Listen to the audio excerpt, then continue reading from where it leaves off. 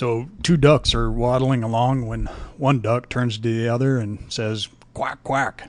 And the other duck says, "Hey, I was just about to say the same thing." I was talking about this joke a while back with my daughter, and we tried out a few variations with cows going moo moo, lions going roar roar, dogs bark bark, and pigs going oink oink. And then we ranked them in terms of funniness, and ducks going quack quack was the clear winner, with pigs going oink oink in second, and cows with their moos not far behind.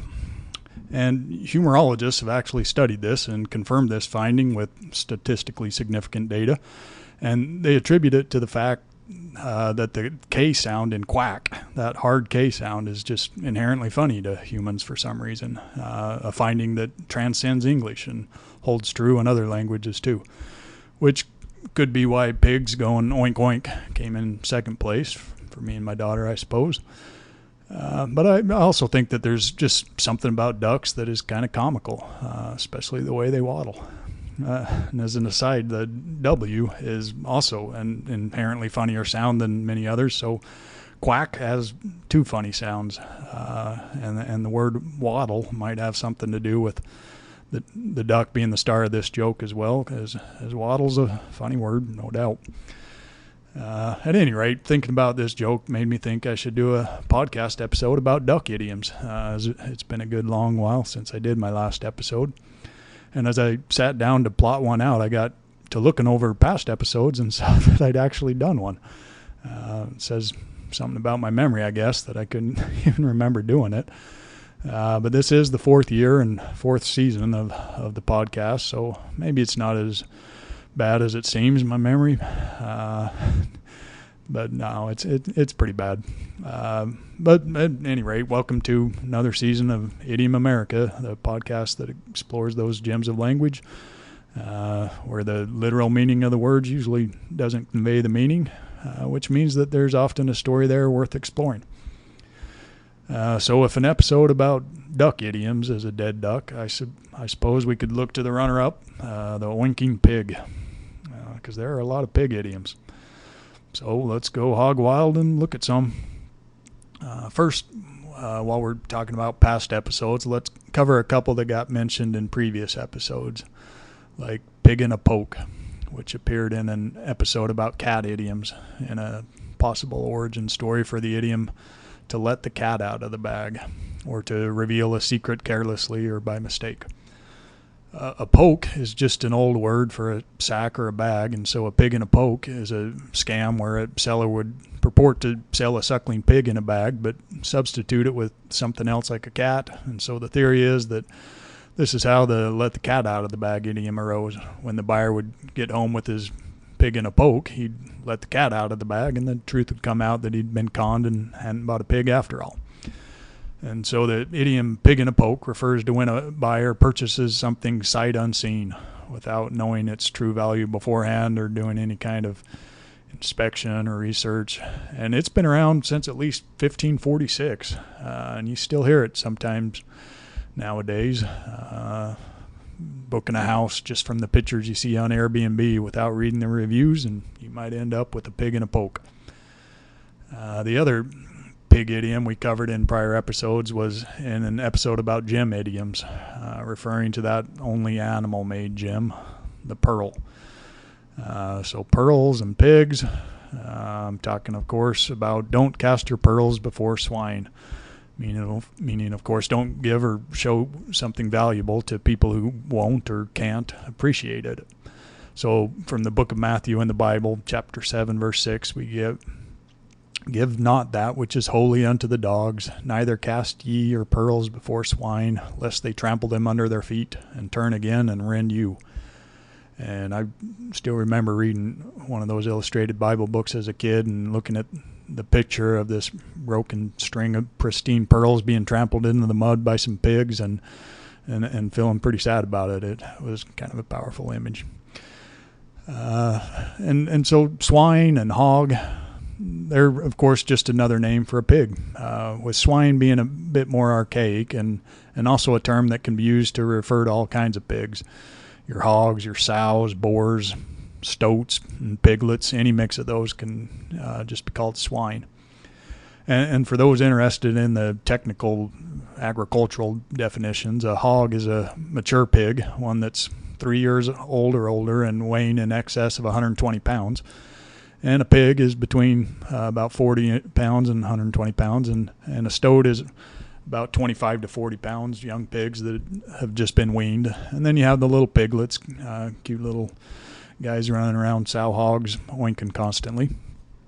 And this technical definition is important because it leads to the next idiom that's a favorite one of accountants and tax return preparers that I hear a fair bit in my line of work, and that's pigs get fat and hogs get slaughtered. You also sometimes hear it as pigs get fed and hogs get slaughtered.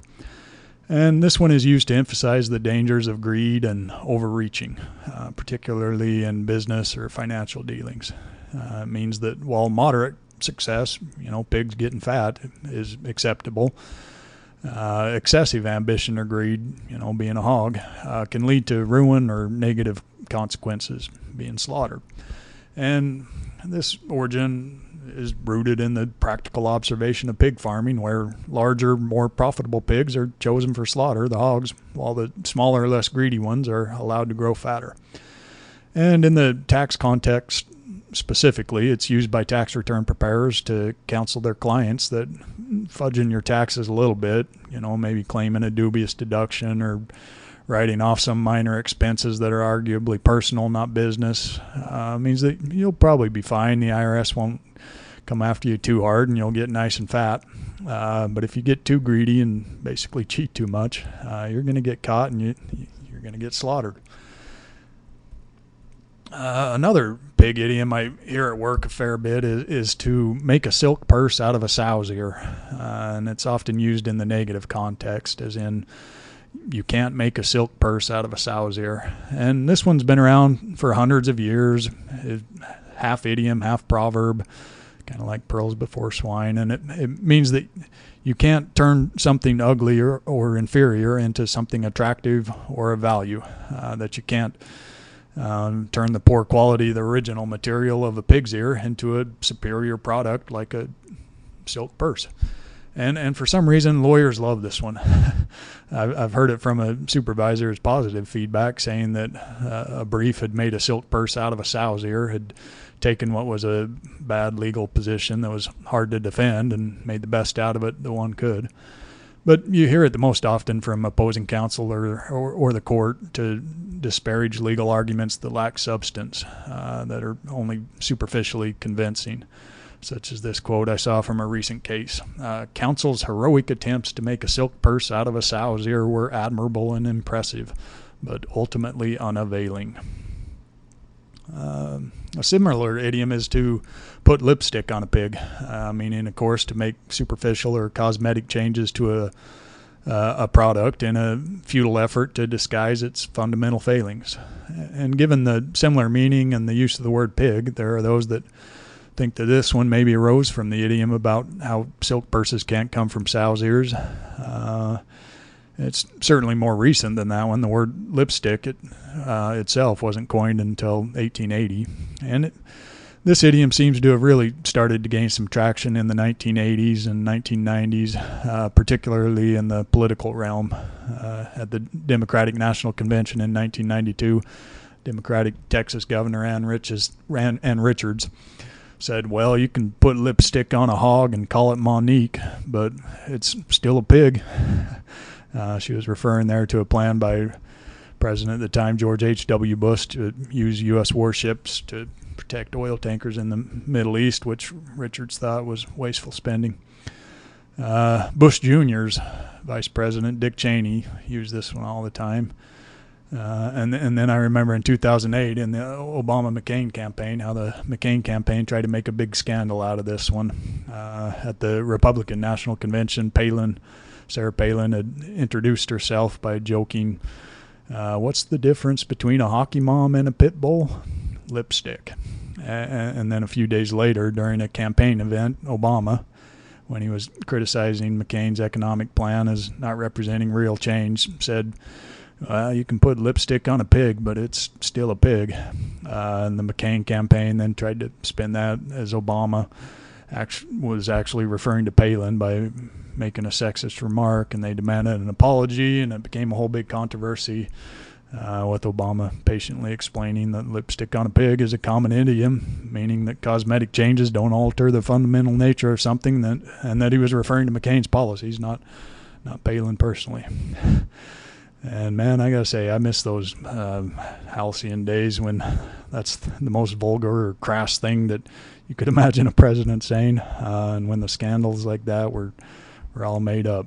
Lipstick on a pig and tan suits and liking Grey Poupon mustard. But speaking of politics, another one you hear in that realm is wrestling with pigs. Kind of more of a metaphor, really, one that refers to engaging in pointless or messy conflict, particularly with someone who thrives on that kind of negativity or chaos.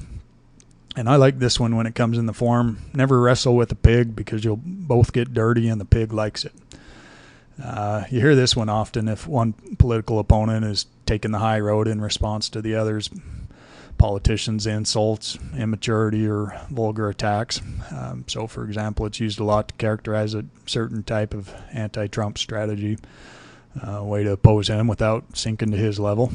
And it comes from George Bernard Shaw, that Irish playwright and author, who said, "I learned long ago, never wrestle with the pig. You get dirty, and besides, the pig likes it."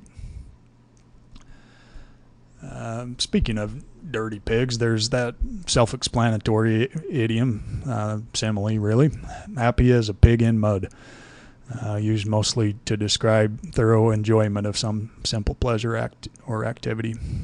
I was happy as a pig in mud with my new hammock and a good book.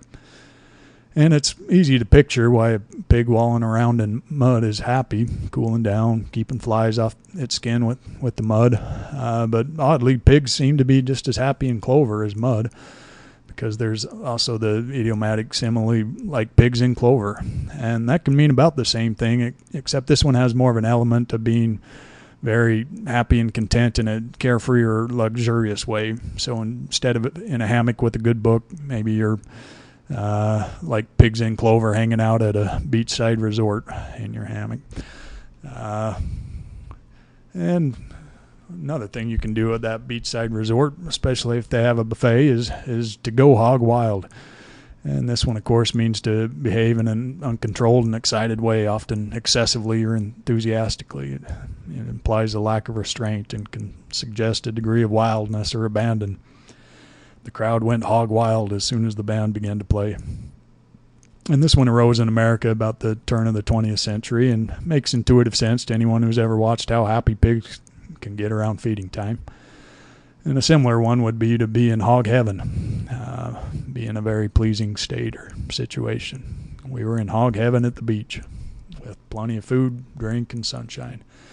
And there are similar idioms that refer to pig's reputation for gluttony and greed, including greedy pig, or to pig out at that resort buffet, or to eat like a pig, or to make a pig of oneself, or to be a selfish pig.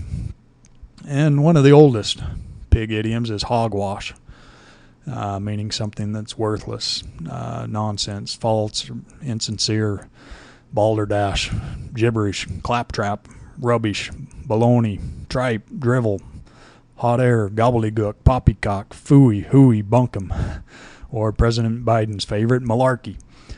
The use of the term hogwash in the literal sense dates back to at least the 14th century, and it refers to the garbage or kitchen waste that was used as slop or swill for the feeding of swine.